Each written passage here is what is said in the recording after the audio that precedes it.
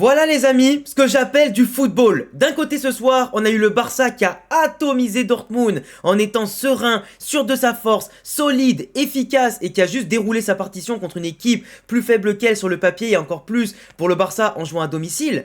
Et de l'autre côté, je pense que tous les Parisiens, les Français ou n'importe quel fan de football peut applaudir ce qu'a fait Luis Enrique. Ce qu'il a réussi à créer depuis le départ de Messi, de Neymar, de Kylian, avec non pas des individualités, mais un collectif. J'en avais déjà parlé au tour précédent, j'en avais déjà parlé dans mes derniers débriefs du Paris Saint-Germain. Mais même moi qui de base n'aime pas spécialement le PSG, je prends du plaisir à les voir jouer et franchement, c'est un total régal. C'est un total régal. Ça joue bien, ça joue peut-être même des fois un peu trop serein, ça se laisse peut-être des fois un peu trop vivre sur des phases de jeu plutôt vraiment que d'appuyer sur l'accélérateur. Mais en attendant, il dégage une sérénité qu'on ne leur connaissait pas depuis je ne sais combien de temps. Et c'est peut-être même jamais arrivé. D'habitude, le PSG, quand ils sont favoris, c'est là où un peu, tu vois, ils se chient un peu dessus, comme on l'a vu contre Dortmund l'an dernier ou par le passé. Mais quand ils ont une telle maîtrise, qui font leur jeu, qui ne changent pas de plan au dernier moment, et que chacun respecte les consignes, et surtout que chacun se donne pour le copain, encore plus à domicile, bah c'est un contraste énorme entre le Barça et le PSG et de voir le Real Madrid. Moi, depuis le début de saison, je perds des points de vie et toutes les semaines à tous les matchs. Mais je prends plus de plaisir à mater le PSG et le Barça que le Real Madrid. À un moment donné, les gars, faut être honnête. Et moi, ça me dégoûte. Moi, ça me dégoûte un peu, tu vois. Mais il faut reconnaître qu'en face, pour moi, le PSG et le Barça sont les deux favoris de la compétition. D'une part et d'autre du tableau. Arsenal, ils nous ont humiliés, mais c'était pas un Arsenal incroyable pourtant. C'est vraiment... ils étaient pas ultra impressionnants. Mais pourtant, le Paris Saint-Germain... Ce soir, franchement, moi, je vous dis, j'ai passé plus de temps à mater le PSG, du coup, vu que c'était plus serré, c'était plus indécis que le Barça qui, du début à la fin, a botté le cul à Dortmund, on aurait dû des enfants. Mais dans tous les cas, dans cette vidéo, les amis, je vous laisserai vous abonner d'abord, et on va faire ensemble le débrief d'un côté du PSG et Aston Villa en premier, et on fera après le débrief rapide de Barça-Dortmund. Du coup, n'hésitez pas à rester jusqu'à la fin de la vidéo, et me dire en commentaire ce que vous pensez de ces deux matchs, de ces deux résultats, de l'analyse, et simplement qui vous voyez aller au bout, pourquoi pas, en Ligue des Champions. Et dites-moi aussi les hommes du match, évidemment. Ceux que vous avez préférés. Alors, côté parisien, on savait qu'on n'avait pas Marquinhos et que forcément on avait une équipe très classique avec Dembélé, avec Kvaratskhelia, Désiré Doué. T'as pas Barcola qui a commencé, mais en tout cas, le milieu de terrain, Fabian Ruiz, Vitinha, Neves. Moi, je vous l'avais dit dans une vidéo que j'avais tournée avec le collègue Kiono. Si je devais prendre 3 joueurs au Paris Saint-Germain, c'est Vitinha, c'est Neves et c'est de base Désiré Doué. Ah, Désiré Doué, les gars, je suis extrêmement fan de ce joueur. L'aspect technique, l'aspect relaxation, le mec, il a jamais la pression. À son âge, il a jamais la pression. Il joue un quart de finale de Ligue des Champions comme si c'était un match de quartier. C'est impressionnant. Et cette intelligence dans le jeu pour lâcher la balle. Alors, des fois, c'est vrai qu'il apporte un peu trop, ça peut arriver. Mais quand il se met à la lâcher, dans le bon timing, et après avoir éliminé un ou deux mecs, c'est exceptionnel. Kvaratskhelia, c'est pour ça qu'ils l'ont signé. Le mec, sur son couloir gauche, il fait des différences. C'est zinzin. En plus, il a une complémentarité, que ce soit lui ou Dembélé avec Mendes quand il monte, c'est impressionnant. Et moi, tu vois, les Parisiens, quand en face, t'as quand même une équipe avec des grands noms quand même. Enfin, des grands noms. T'as quand même des bons joueurs en devenir de Première Ligue, ou des mecs quand même qui en Première Ligue ont réussi à battre des grosses équipes cette année, les City, les Chelsea, les Liverpool, et voilà, qui n'ont pas été ridicules. T'as quand même Rashford, t'as quand même Tielemans, t'as quand même Rodgers qui est une révélation cette saison et même depuis maintenant un petit peu de temps. T'as quand même Pau Torres en défense et Konsa. T'as Lucas Digne, bon, qui a pas fait un super match, mais t'as quand même Ramsey, Camara qui sont quand même aujourd'hui de plus en plus des joueurs qui prennent du galon en Première Ligue aux côtés de Unai Emery. Et franchement, sur le papier, moi je pensais qu'Unai Emery, il allait essayer de jouer un peu plus haut. Alors évidemment, tu peux pas contester la possession au Paris Saint-Germain, qui a été outrageante quand tu vois la domination, ça c'est les stats de la fin du match, 26 tirs à 6, 2 cadrés seulement pour Aston Villa pour un but, tu vois, c'était limite un braquage quand ils ont ouvert le score, c'était un braquage en fait. Tellement le PSG mettait la pression, tu vois, beaucoup plus de XG, beaucoup plus de ballons tués dans la surface, c'est indécent. 57 ballons tués dans la surface pour seulement 7. C'est incroyable. 9 corners à 1, 8 fautes à 8. Bon, ça c'est normal parce qu'au bout d'un moment, il fallait forcément sur les dribbles, etc. essayer de faire la différence ou des fois bloquer les relances de Aston Villa. Mais vraiment, tu vois, l'arbitre il a été très cool. Hein, il a mis qu'un seul carton jaune dans le match. Mais moi, par contre, tu vois, il y a un truc que je trouve impressionnant, c'est la qualité, à quel point le Paris Saint-Germain domine le ballon, domine le jeu. Et en plus, sur plusieurs schémas tactiques, sont hyper polyvalents et le danger vient de partout. T'as 3 offensives qui carburent. T'as les milieux de terrain, Fabian Ruiz, Neves ou Vitinha qui permutent et qui peuvent chacun se projeter balle au pied ou sur un appel dans l'espace. Et t'as aussi les latéraux, Hakimi et Mendes, qui se permettent d'avoir cette solution sur les centres, le dédoublement, d'étirer les blocs. être impressionnant. Surtout que tu vois, là je te mets le screen de mon 17ème minute, le PSG, ils commençaient super fort. Ils étaient là, ils asphyxiaient Aston Villa qui était déjà regroupé, qui se contentait de balancer les ballons devant, avec Rashford avec sa taille et son physique, qui a mis au bout d'un moment en difficulté un petit peu Beraldo sur des phases, avec Rodgers qui balançait les ballons devant, Camara aussi, mais c'était compliqué. En plus, ils sont passés de Marco Asensio, qui est rentré plus tard, qui n'a pas été ultra intéressant, malgré sa frappasse et sa qualité. Mais tu vois, Aston Villa, le plan de jeu était clair. C'est attendre Paris dans leur camp, et au bout d'un moment, attendre une erreur d'inattention sur un pressing déclenché intelligemment, perte de balle de Nuno Mendes, avec Rodgers qui va la récupérer, enfin, le joueur d'Aston Villa qui la récupère, qui donne à Rodgers, ensuite qui part sur Rashford, Rashford qui voit son joueur, son coéquipier débordé, Rodgers totalement laissé de côté sur un centre fuyant au second poteau et Donnarumma qui est totalement perdu. Après le pauvre il est laissé à l'abandon. Tu vois Donnarumma pour une fois qu'il a rien à se reprocher, c'est un peu dommage parce que certains diront qu'il peut peut-être mieux faire au premier poteau parce que la frappe ne peut venir que d'ici et qu'il tarde en tout cas à se replacer en voyant la balle fuyante. Mais la défense ici, tu vois, elle est totalement perdue. Tu vois, il y a même pas un tacle tenté, il y a même pas, tu vois, un regard derrière pour dire que voilà, je peux anticiper. C'est un peu dommage et c'est ce genre d'erreur là qui peut-être aurait pu faire retomber Paris dans leur travers. Mais là où Paris, il m'impressionne, c'est qu'ils sont restés à l'endroit. D'habitude, ils peuvent un peu paniquer, etc. C'est quand ils prennent un but, on l'avait vu contre Dortmund, et après, malgré la maîtrise, ils perdent le pied, tu vois. Et là, aujourd'hui, ça n'était pas le cas. On le voit. Là, le PSG, tu vois, ils n'étaient pas en place.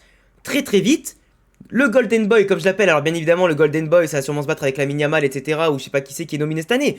Mais en tout cas, Désiré Doué, qui en plus avait percuté l'action juste avant.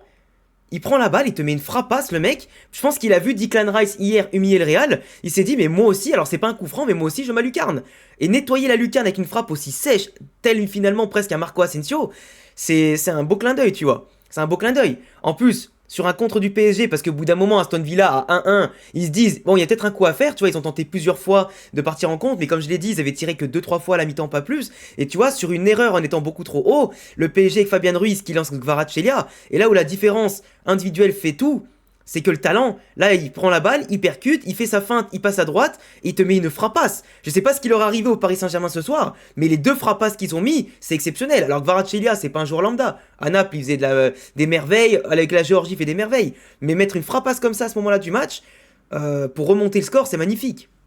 Après, t'as eu des frappes de Désiré Doué, de Hakimi, Dembélé qui était pas du tout dans son match ce soir, mais qui s'est montré au meilleur moment. On le verra tout à l'heure. T'avais quand même beaucoup d'espace du côté de Aston Villa qui forcément, même si à 2-1 pour eux, revenir après Aston Villa la semaine prochaine, c'était le bon plan, c'est quand même difficile contre le PSG de rester derrière. Tu sais que si tu te fais asphyxier et tu te contentes de balancer devant et que tu les récupères pas parce que t'es en retard sur les seconds ballons, t'y es pas. La tactique du PSG a quadrillé super bien le terrain. Donc tu vois, t'as ce manque d'intensité, t'as ce manque aussi de qualité à la relance qui a fait énormément mal à Aston Villa, qui dès qu'ils essayaient un minimum, je dis bien un minimum de repartir, bah tu vois, c'était contré directement, ça repartait, et finalement les efforts qui étaient faits pour remonter le bloc, il fallait tout de suite le redescendre. Du coup, t'avais un moment, un PSG qui était en totale maîtrise, mais tu vois, qui redondait, tu vois, comment on appelle ça, qui était redondant, je sais plus comment on dit, tu vois, qui dormait un peu comme on prend un mi-temps par des phases, et qui se contentait de construire un coup à gauche, un coup à droite, qui se cassait un peu les dents sur le mur de Aston Villa. Mais c'est là où t'as le génie aussi des joueurs comme Neves, comme Vitinha, qui par leur déplacement arrivent à semer un peu le bordel avec des appels intelligents dans la défense, qui des fois va laisser les couloirs totalement vides. T'as des fois les attaquants qui vont se balader en étant facilement accessibles. Et franchement, le PSG, en étant mobile, solidaire et à pas chercher à marquer comme des égoïstes, même s'il y a eu des phases parfois où Désiré Doué avait fait un mauvais contrôle orienté au lieu de mettre Kvara en orbite sur la gauche, il avait voulu jouer à droite, mais du coup, des fois, ça pouvait arriver qu'il n'y avait pas ce manque d'intelligence, mais des fois, ce rythme ou du moins ce manque de coup d'œil. Et tu vois, qu'il aurait pu faire encore plus de diff, parce que le PSG, tu vois, franchement, ce soir, ils auraient pu gagner avec au moins 3 buts d'écart. Ils auraient pu, tu vois. Ils avaient des solutions. Mais franchement, il y a quasiment aucun Parisien qui a mal joué. Les défenseurs, ils ont tout coupé, et bien sûr Dembélé, comme je vous l'ai dit, même s'il n'a pas fait un grand match sur 90 minutes, un grand joueur qui te fait gagner des choses, tu peux le voir absent pendant 90 minutes, être un fantôme, du coup ne pas le voir, et le voir juste au moment opportun pour marquer le but décisif, ou faire la passe D, parce que là, il prend la balle au milieu de terrain, il fait la différence, il l'envoie sur Nuno Mendes qui fait le magnifique appel, il lui met en plus dans un trou de souris, l'autre il te fait un crochet à la Mbappé sur Gvardiol contre City, frappe du, feinte du gauche, frappe du droit, terminé. Et le Paris Saint-Germain, à mon sens, a fait les travaux. À 2-1, je t'aurais dit c'est un peu craignos. À 2-1 en Angleterre, il peut tout se passer. Imagine, tu prends un penalty dès le début, un coup de pied arrêté, un carton rouge, à 1-0, tu vas aux prolongations, ça se joue à l'usure, et eux, Aston Villa de base, même contre Liverpool, ils ont pas renié leur jeu. Contre des équipes comme ça, ils sont allés, tu vois. Là aujourd'hui, c'est juste que le Paris Saint-Germain, comme ils l'ont fait contre Liverpool, et ben, quand le PSG se met à jouer et te mettre la pression, tu ne peux pas sortir. T'as beau avoir des joueurs intéressants, mais physiquement tu te fais tuer, techniquement tu te fais tuer. Tu cours derrière la balle pour rien. Et là le PSG, franchement, ils ont montré une capacité de réaction, de maîtrise, de contrôle, de pas s'enflammer, et surtout cette capacité à tuer. Et là, je suis désolé, mais là, ils sont quasiment en demi-finale. En demi-finale contre sûrement Arsenal, vu comment ça se déroule, parce que je vois pas le Real Madrid faire une remontée aussi folle soit-elle, même si c'est Arsenal et qu'ils peuvent retomber dans leur travers, comme on les connaît. Mais le Real, sans Ceballos, avec des joueurs comme Camavinga, Pala et tout, et des joueurs aussi peu en forme comme les 4 fantastiques à part Bellingham, c'est compliqué. Donc pour moi, le PSG aujourd'hui est largement favori pour aller jouer une autre finale de Ligue des Champions, même si contre Arsenal, décidément, la première ligue ne lâchera pas le Paris Saint-Germain, c'est peut-être aussi un clin d'œil, comme à l'époque où le Real allait en finale en affrontant que des équipes allemandes. Je crois à un moment donné, on avait fait Schalke, Wolfsburg, Dortmund et le Bayern, enfin je sais plus que dans quel sens on avait fait, mais c'était assez drôle. Et que la finale, on n'avait pas joué une équipe allemande, mais là du coup, si le PSG affronte que les équipes anglaises à partir des huitièmes, quarts, etc. et des demi, après un finale évidemment que non, mais ça serait drôle, ça serait drôle. Le Barça maintenant. Le Barça, alors franchement, le Barça ça a été une classique, hein. Je veux dire, t'as les 4 fantastiques version catalane, t'as Fermin, titulaire à la place de Gavi, Fermin notamment, hein, qui prend de plus en plus de poids.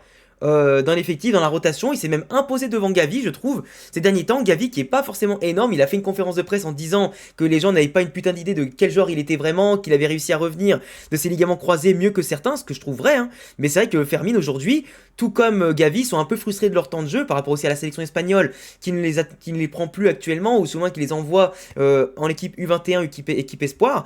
Et c'est vrai que forcément, faut se battre pour sa place, et au Barça, au bout d'un moment, ben, l'abondance de talent, soit les joueurs recrutés, les joueurs en place, expérimentés ou les jeunes, il n'y a pas de place pour tout le monde. Malgré la rotation, l'abondance de matchs, c'est compliqué. Mais en tout cas, le Barça, du gardien à l'attaquant aujourd'hui, ça a été un festival. En face, t'avais quand même du potentiel. T'avais quand même des joueurs comme Adeyemi. Alors certes, il n'a pas le niveau escompté qu'on attendait de lui de base à l'époque où il jouait en Autriche, je crois du côté de Salzbourg. Il a jamais vraiment explosé, il a eu des coups d'éclat, etc. Mais c'est vrai que du côté de Dortmund, après je sais pas s'il s'est blessé à la mi-temps, mais c'est vrai qu'il a pas été rayonnant. Il a débordé quelques fois du côté de Koundé ou de Baldé, ça dépendait quand il permutait. Mais franchement, il était perdu, enfin il faisait pas les bons choix, il était pas ultra à l'aise. Gittens, je l'ai connu plus inspiré que ça. Guirassy devant la cage, ça a été désastreux. Tu vois, Nmecha et Brandt, ils sont fait bouffer au milieu de terrain et ont pas apporté cette sérénité et quand même beaucoup de mauvais choix. Et forcément, en défense centrale, quand tu n'as pas Schlotterberg, le meilleur joueur de Dortmund, ça a été très compliqué. Surtout que Bensebaini et Ryerson ont subi la loi dans le dos de Rafinha, des fois de Yamal et tout, etc. Ça a été très compliqué. Ça a été très compliqué pour eux, qui sont habitués à être plutôt offensifs. Et là, ils étaient vraiment retranchés dans le dernier mètre. Et le pauvre Kobel, bah voilà, il a souffert. Pour les statistiques, on a quand même pourtant une équipe de Dortmund qui a quand même tiré 13 fois au cage, hein. 13 fois au cage pour 3 cadrés, donc ça montre aussi à quel point ils ont été maladroits, qu'ils avaient quand même des opportunités dans certains moments clés du match, mais ils n'ont pas pu égaliser ou revenir au score, et surtout des frappes des fois qui étaient forcées, des frappes de loin, des frappes contrées, etc.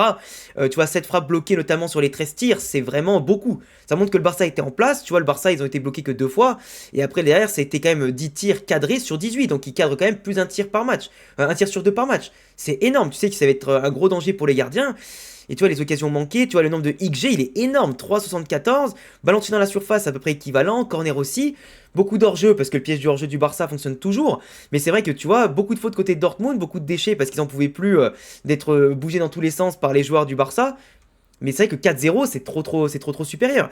Le Barça qui récite son football dès le début, avec Dortmund qui repliait, mais Dortmund repliait, et pourtant qui tente des choses. Comme je disais, t'as l'explosivité de Gittens, t'as l'explosivité de Ryerson, de Bensebaini, t'as l'explosivité de Adeyemi, tu centres pour Guirassy, ou des fois Gittens qui était présent, mais t'en as aucun capable de reprendre, t'en as aucun capable de mettre en danger Chesney plus que ça. Là, il fait un crochet magnifique, il la met vraiment à côté de l'équerre, là, dans le filet ici.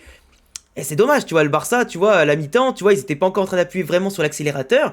Ils étaient tranquilles, ils étaient comme dans leur fauteuil, le Barça. Comme s'ils affrontaient le 18e ou 20e de Liga. C'était indécent. Quand je te dis beaucoup de maladresse, ici le Barça là sur la même occasion, ils sont en danger, bon il y avait 4-0, mais tu vois tu te dis que peut-être ils se relâchent, que peut-être prendre un but ça peut tout changer au retour, lol évidemment, mais tu vois ils sont contrés par 2 fois et Chesney il a même pas à s'employer, même sur les coups de pied arrêtés etc ça a rien donné, tandis que le Barça de leur côté, coup franc tiré par Fermin, Inigo Martinez qui remet, Cubarsí qui la dévie et Rafinha bien sûr qui la pousse au fond, Rafinha qui a marqué son 12e but en Ligue des Champions cette saison, donc meilleur buteur et en plus de ça, meilleur buteur brésilien de l'histoire sur une saison de Ligue des Champions. champion. Lui, il marque à tous les matchs, il fait ses passes D comme en plus il a encore fait. Et pour moi aujourd'hui, tu vois, il montre que le Ballon d'Or, il lui tend les bras. Si le Barça prend la Champions, ce sera Rafinha par rapport au stade, le fait qu'il est capitaine et tout, qu'il prendra le Ballon d'Or. Devant Lamine qui certes, encore ici, te fait une merveille de passe, tu vois, il est ici, il te fait une balle rentrante magnifique sur Rafinha qui remet de la tête pour Lewandowski à bout portant. Lewandowski, je crois, qui a marqué 29 buts en 27 matchs contre Dortmund. C'est exceptionnel, tu vois, contre son ancienne équipe, c'est le bourreau total. Ensuite, les occasions se multiplient. Donc, Fermin, il la met juste à côté. Fermin, comme je disais, avec Pedri, qui ont joué très très haut, même au point d'être dans la surface et parfois plus haut que Rafinha ou Lamine Yamal. C'est intéressant. Avec Koundé en plus, comme d'habitude, hein, qui a le temps de pas tergiverser, de déborder, d'apporter le soutien sur le côté. Baldé, en général, restait derrière ou Koundé montait, et inversement. Mais c'est vrai que tu vois, Frenkie de Jong, c'était la tour de contrôle. Fermin à côté de lui, qui se projetait. Pedri, qui faisait des caviars partout. Et en plus, Fermin pouvait se projeter, comme je disais. Lamine Yamal qui lui met un caviar dans l'espace entre les deux joueurs. T'as l'autre qui marche et qui comprend même pas ce qui lui arrive sur le marquage de Lamine Yamal. Fermin qui y va.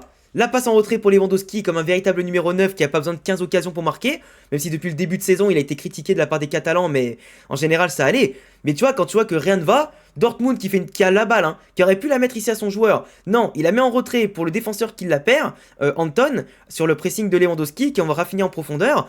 Ils sont à 3 contre 1, forcément que Lamine Yamal, cette fois-ci, même s'il tarde un peu à tirer, il met le pointu au second poteau, c'est 4-0, c'est cadeau.